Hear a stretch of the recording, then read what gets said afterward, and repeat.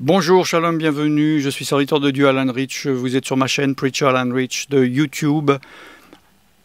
Peut-être que le titre vous a interpellé, les chrétiens qui croient être sauvés. Je vais parler de la définition, de la signification du mot foi. Qu'est-ce que, bibliquement, spirituellement, la foi, croire?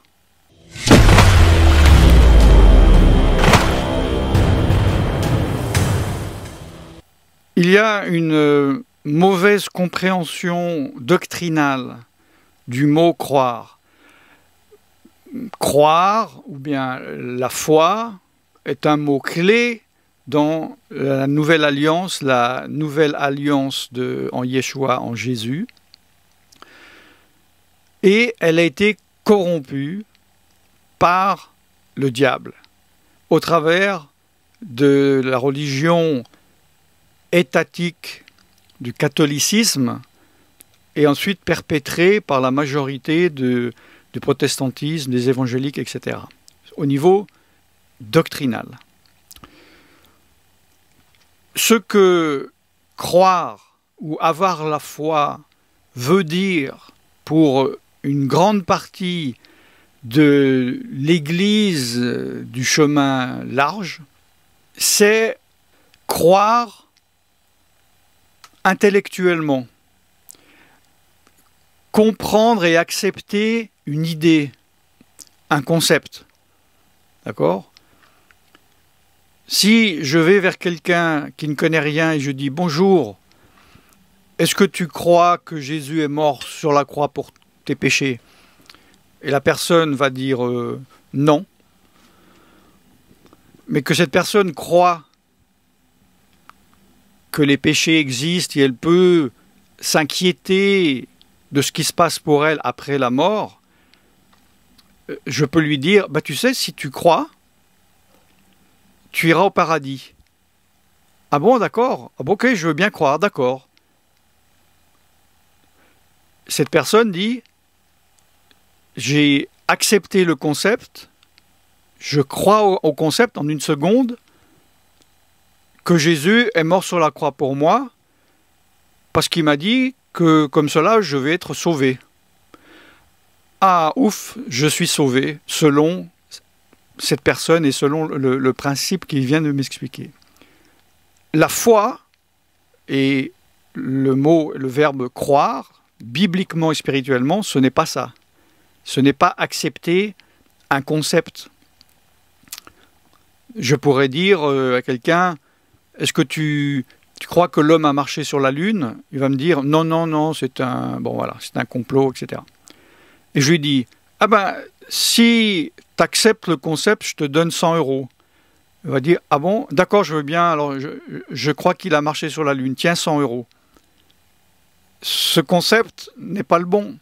Je pourrais venir en disant à quelqu'un, t'es pas sûr de ce qui va se passer dans l'au-delà? Eh bien moi, il y a un dieu qui s'appelle Bababa. Si tu crois en lui, je te donne l'assurance que tu iras dans le bon endroit après la mort. La personne, intellectuellement, va se dire, ah bon, si il me dit que je crois que Bababa est Dieu, je suis sauvé. Bon, d'accord, ok. Je crois que Bababa est Dieu. Youpi, je suis sauvé. Vous voyez, c'est un principe intellectuel. Ce principe de foi, de croire, est très répandu. Je l'ai vu dans de nombreuses églises, dans de nombreux pays, où il y a des appels, genre, oh, si tu crois en Jésus, tu vas ressentir la paix, tous tes problèmes vont être résolus, ou bien tu vas trouver du travail, tu vas devenir beau, tu vas devenir jeune, tu seras sauvé. Est-ce que tu crois? Et la personne dit, ah bon? Oui, d'accord, j'adhère.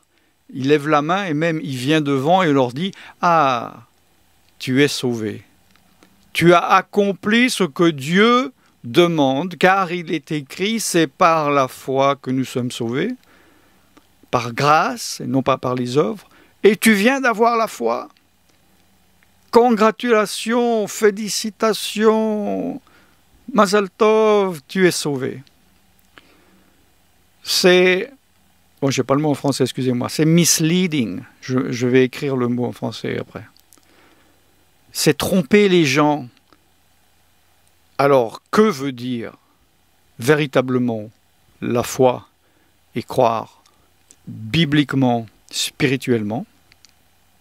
Croire et avoir la foi, il y a une implication plus profonde que simplement une décision intellectuelle. Croire, déjà, en grec, c'est un verbe actif, je l'ai déjà dit plusieurs fois. En français, si vous ne parlez que le français, c'est peut-être un concept nouveau. Si vous parlez des langues où cela existe, vous me comprenez mieux. Il y a dans des langues des verbes actifs et des verbes passifs. C'est-à-dire des verbes actifs, c'est un verbe où il y a une action. D'accord ? Il est facile de comprendre que si maintenant je vous dis je mange, vous voyez que c'est pas vrai parce qu'il n'y a pas d'action, vous ne me voyez pas manger. D'accord ? Croire en grec n'est pas un verbe passif, mais un verbe actif. Cela veut dire faire confiance. Suivre, l'action de suivre, obéir, être impliqué. Il y a une implication, il y a une obéissance. Quand Yeshua, Jésus, par exemple, au début de son ministère, a été voir les apôtres, et il y en a un qui est assis, « Bonjour, voilà, toi, suis-moi » et Yeshua, Jésus a commencé à marcher. L'apôtre derrière, quand il a dit « Oui, d'accord, je veux te suivre », il n'est pas resté assis. Jésus n'a pas eu besoin, au bout de 20 mètres, de se retourner et dire « Mais tu viens de me dire que tu vas me suivre et tu es toujours assis. » Il y a une action, « Oui, d'accord, je vais te suivre. » Et il l'a suivi. Alors, il y a une mauvaise compréhension aussi basée sur le fameux verset de Éphésiens chapitre 2, verset 8. Donc, nous sommes sauvés par la foi, par grâce, pas par les œuvres. Alors cela est vrai, c'est écrit. Ce n'est pas par les œuvres. Si je n'ai pas la foi, et je me dis, à partir de maintenant, je vais faire, mais le plus que je peux, je vais donner tous mes biens aux pauvres, je vais prêcher l'évangile, je vais faire des grandes œuvres, je vais même jusqu'à mourir pour Dieu, cela ne peut pas me sauver. Ce n'est pas par les œuvres, le salut n'est pas par les œuvres. Si je me dis maintenant je vais obéir à toute la loi de Moïse, ou je vais obéir à toute la loi de Yeshua, de Jésus, je ne serai pas sauvé. Nous ne sommes pas sauvés par les œuvres. Nous sommes sauvés par la foi. Le problème, c'est que ce mot « croire » et « foi » a été corrompu. Alors, par le biais des hommes, des institutions et des doctrines, mais évidemment, l'instigateur, qui est-ce, comme d'habitude, c'est le diable. Le diable veut faire croire à des chrétiens qu'ils sont sauvés alors qu'ils ne le sont pas. Parce qu'ils croient croire, ils croient avoir la foi, parce qu'ils croient et ils ont la foi selon la définition de certaines doctrines, certaines églises et certains hommes. C'est très grave. C'est extrêmement grave. Le diable a manipulé autre chose, justement, c'est les œuvres. le raisonnement est très simpliste. Il dit, comme ce n'est que par la foi que nous sommes sauvés, et pas par les œuvres, ça devient quelque chose de mauvais, qu'il ne faut pas faire du tout, parce qu'on pourrait être perdu si on en fait, vu que c'est que par la foi. Cela est très grave, parce qu'en fait, la foi précède les œuvres. Les œuvres sont issues de la foi. Si vous avez la vraie foi, les œuvres suivent. Les œuvres sont un fruit de la foi. C'est quelque chose de naturel. On porte un fruit. On ne le travaille pas. Et la Bible dit que Dieu a préparé pour les croyants des œuvres à l'avance afin qu'ils les pratiquent. Un chrétien ne doit pas pratiquer des œuvres dans la mentalité de se dire « je vais parfaire mon salut en faisant des œuvres », mais on porte des fruits naturellement si on a vraiment la foi. C'est pour cela que Jacques, l'épître de Jacob, français Jacques, qui paraît contredire Paul, lui, il dit « sans les œuvres, la foi est morte ». Donc nous avons l'impression que Jacques contredit Paul qui dit « c'est par la foi qu'on est sauvé et pas par les œuvres ». Et Jacques, qu'est-ce qu'il vient dire? S'il n'y a pas les œuvres, la foi est morte. La mauvaise compréhension de ces deux versets, c'est qu'en fait, dans le contexte,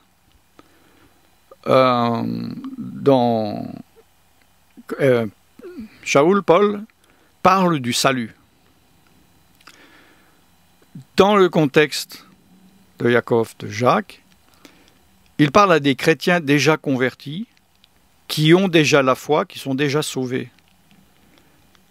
Et justement, il y avait déjà, à cette époque, cette doctrine démoniaque qui dit, puisque maintenant, je suis sauvé que par la foi, je n'ai pas besoin d'être bon, je n'ai pas besoin d'être gentil, je n'ai pas besoin d'aimer Dieu, d'aimer les autres, je n'ai pas besoin de ne pas commettre de péché, c'est que par la foi. Non. Les œuvres en tant que fruits sont une confirmation que vous avez la foi profonde, que vous êtes converti. Un arbre qui ne donne pas de fruits est un arbre mort. Et Yeshua lui-même, Jésus, a dit, quand un arbre, un chrétien, il ne porte pas de fruits, oui, Dieu est patient, il va venir et il va l'émonder, il va couper, il va mettre de l'engrais, etc. Et l'année d'après, mais au bout d'un moment, de quelques saisons, il dit, s'il ne porte pas de fruits, coupez-le et jetez-le au feu, il ne sert à rien. Il est mort. J'espère que vous comprenez, parce qu'il y a une confusion là-dessus par rapport... La foi est une chose, les œuvres sont une autre, mais les œuvres sont issues de la foi. Je ne vous donne pas les versets, ce n'est pas une étude biblique. J'ai fait l'étude biblique assez longue que vous pouvez trouver, donc la comparaison entre ces deux versets sur tvyeshua.com. D'accord? Ce n'est pas en public, ce n'est pas sur ma chaîne YouTube. Donc, croire ou avoir la foi, dans la foi en elle-même, il y a une action. Parce que j'ai confiance, j'obéis, je suis impliqué. D'ailleurs, il est dit que Abraham, le père de la foi, a été justifié par ses actions, parce qu'il avait la foi. Dieu a éprouvé sa foi. C'est facile de dire, est-ce que tu serais d'accord parfois de sacrifier de ton fils, Isaac? Oui, j'ai la foi. Bon, demain matin, prends ton âne, va couper du bois, prends ton couteau, prépare du bois pour le feu, t'attaches ton fils dessus, tu l'égorges et tu mets le feu. Abraham a obéi. Et il dit qu'il a été justifié par son action, parce qu'il avait la foi. Et Dieu a dit à ce moment-là, maintenant, je vois que tu as la foi. Est-ce que ça contredit le fait de dire nous sommes sauvés par foi et non par les œuvres? Non. Parce que ce que Abraham a fait n'était pas une œuvre, c'était le fruit de sa foi. C'est parce qu'il avait la foi. Dieu n'aurait jamais demandé à Abraham de sacrifier son fils en tant qu'œuvre, dénué de foi, dénué d'amour. C'était pour confirmer sa foi. Et le problème avec la doctrine démoniaque de cette, entre guillemets, foi de simplement croire, c'est il est rempli, ce monde est rempli de croyants, de chrétiens qui croient avoir la foi, qui croient croire, mais qui n'ont aucune implication, qui sont des chrétiens de loin, qui sont des chrétiens intellectuels et qui ne portent aucun fruit. Et beaucoup, au contraire, se comportent mal, se comportent encore plus mal que des gens du monde, voire ils se comportent d'une manière pire qu'ils n'étaient avant qu'ils, entre guillemets, croient. Parce qu'il se dit, c'est par la foi que je suis sauvé et j'ai accepté le concept de Jésus. Et je vais être sauvé quoi que je fasse. Je peux désobéir aux 10 commandements, je peux avoir plusieurs dieux, je peux tromper mon mari, je peux tromper ma femme, je peux je peux voler, je peux mentir. J'ai la foi, c'est un passeport, c'est un password, un mot de passe. Et quand, au jour du jugement, je vais me trouver devant Dieu et que tous mes péchés en tant que chrétien seront énumérés et on me dira « Ah, mais tu as fait tant de mal, tu étais chrétien, tu as menti, oui, oui, oui, oui. Tu as trompé, oui, oui, tu as manipulé, oui, oui. Mais c'est pas par les œuvres que je suis sauvé, regarde, j'ai le password, je crois en Jésus. Est-ce que je peux passer ma carte et rentrer ?»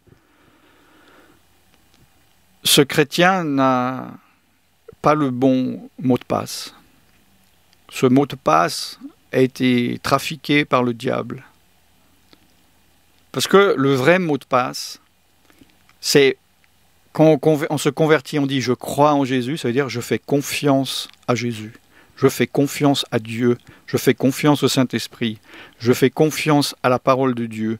Je suis du verbe suivre Jésus, je suis les enseignements de la Bible, je suis les enseignements du Saint-Esprit, j'obéis à Jésus, j'obéis à sa parole, j'obéis au Saint-Esprit, je m'implique, donc je porte du fruit naturellement.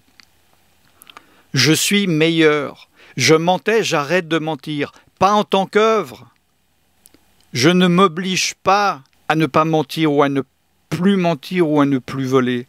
Ce n'est pas en tant qu'œuvre en disant disons que c'est vraiment difficile de ne pas mentir, c'est vraiment difficile de ne pas voler, mais c'est un effort et grâce à ça je serai sauvé. Non. Je ne serai pas sauvé par ça. Je suis sauvé par la foi, mais cette foi est la graine qui, si elle est plantée, donc il y a une action, va faire qu'un arbre pousse et porte du fruit par lui-même. Et Dieu veut que nous, que vous, portiez beaucoup de fruits. Il veut que vous soyez de meilleures personnes que vous étiez auparavant, de meilleures personnes que les gens du monde, pas par vous-même, mais par l'action du Saint-Esprit en vous. Il veut que vous lui obéissiez. Si vous vous êtes converti, que vous avez uniquement cette foi superficielle, intellectuelle que j'expliquais au début, Si vous avez raté le début, vous pouvez regarder cette vidéo à nouveau hein, sur YouTube et sur tvjesuschrist.com sur la chaîne directe. Si vous avez cette foi superficielle, vous n'êtes peut-être pas sauvé.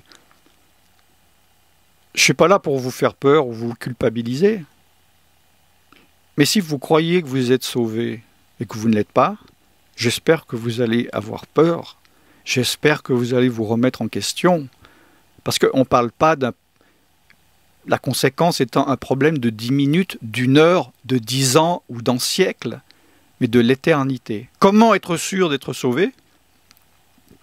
Ce n'est pas votre propre conviction intellectuelle, parce que vous vous dites « il m'a dit de croire, je crois, donc 2 et 2 plus 4, je suis sauvé, j'ai confiance dans ce principe ».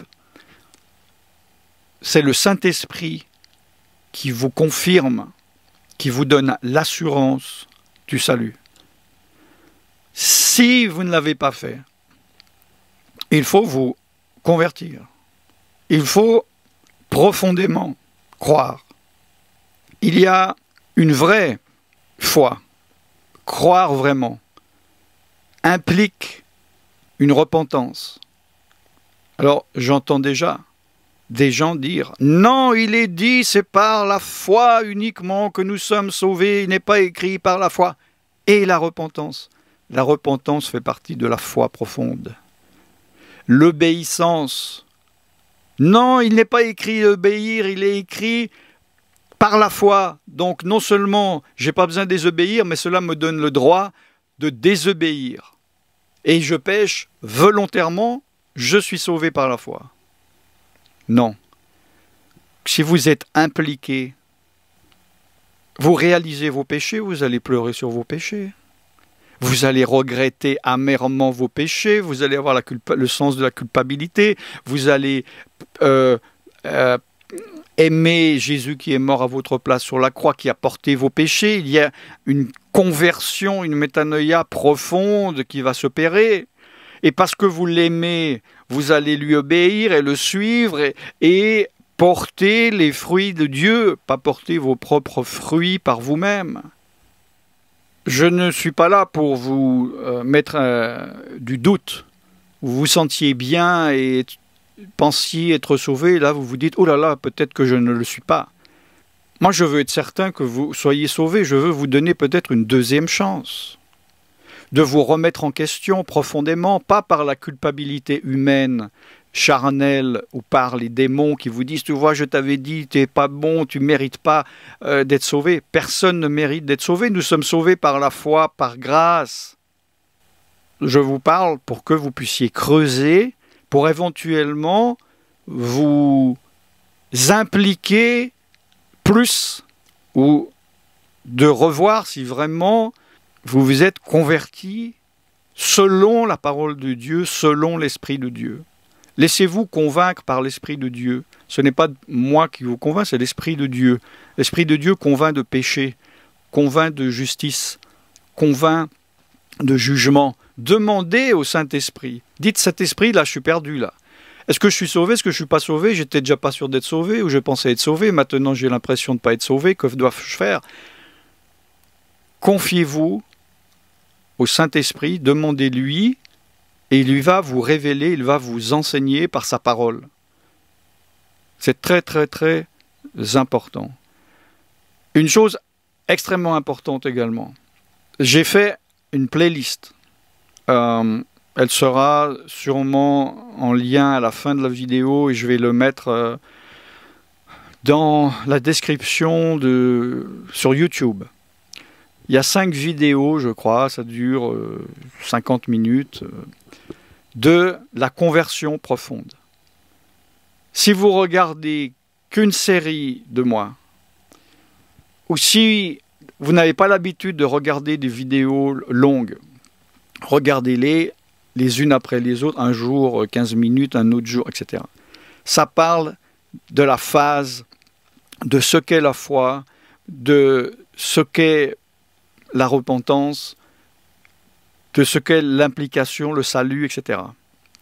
Ne jouez pas avec votre éternité. Ne vous dites pas, oui, j'ai 30 ans, il me reste 40 ans à vivre. Non, à chaque souffle, vous pouvez mourir. Ne dites pas, j'ai le temps. Ne dites pas, j'ai pas le temps maintenant, je ferai ça quand j'ai du temps. Qu'est-ce qu'il y a de plus important que votre éternité? L'éternité. Là où vous allez passer votre éternité. Allez-vous vous laisser manipuler par des hommes, par des doctrines, par le diable, qui vous parle d'une conversion superficielle ou de très loin intellectuellement, il suffit d'être d'accord avec un principe? Cela est extrêmement important. Moi, je ne veux pas avoir la responsabilité de votre âme au jour du jugement, où Dieu me dirait « Tu as fait une vidéo, tu n'as pas bien expliqué, tu as voulu les ménager, tu as eu peur qu'ils aient peur, tu as eu peur qu'ils aient crainte. » Tremblez! Tremblez si vous n'êtes pas sûr. Rendez-vous compte de ce qui va vous arriver si vous ne croyez pas en Yeshua, en Jésus, mais croire, avoir la foi selon ce que je viens d'expliquer. Il faut être certain de votre salut, que vous êtes converti profondément. Dieu n'est pas un Dieu superficiel. Dieu est un Dieu profond qui veut que vous l'aimiez, non pas intellectuellement par une décision et de loin, mais de tout votre cœur, de toute votre âme, de tout votre esprit, de toutes vos forces, de toutes vos pensées. Êtes-vous converti de toute votre âme, de toute votre force, de toute votre âme? Suivez-le de toute votre âme, de toute votre force, obéissez-lui par toutes vos forces, de toute votre âme? Ou est-ce un jour vous avez pris une décision intellectuelle, oui, j'adhère à cette idée, et vous continuez non seulement de vivre comme vous le voulez, mais en plus, vous désobéissez volontairement et vous portez du fruit pour le diable?